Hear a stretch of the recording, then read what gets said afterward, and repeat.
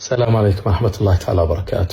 በሁሉም የዓለም አቅጣጫ ላይ የምትገኙ ወንድም እህቶቼ የአላህ ሰላም እዝነት ረድኤት ሁላችን ጋር ይሁን።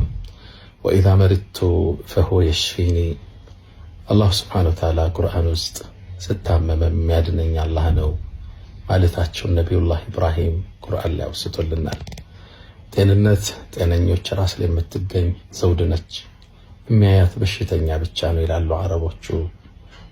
الصحة تاج على رؤوس الأصحاء لا يراها إلا المرضى። ጤንነት ውድ የምድራችን ስጦታ ነው። ከጤንነት ጋር ሁሉ ነገር ትርጉም አለው። ጤንነት ሲወገድ በዙሪያችሁ ያሉ ጸጋዎች ሁሉ ትርጉም ያጡባችኋል። አላህ ጤንነታችን ይጠብቅልን።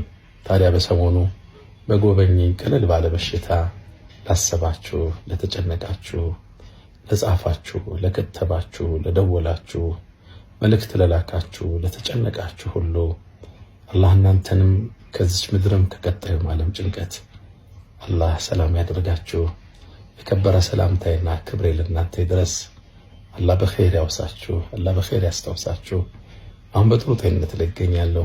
ምስጋና ለዓለማት ጌታ ለአላህ ሱብሓነሁ ወተዓላ ይሁን። አልሐምዱሊላህ ረብል ዓለሚን።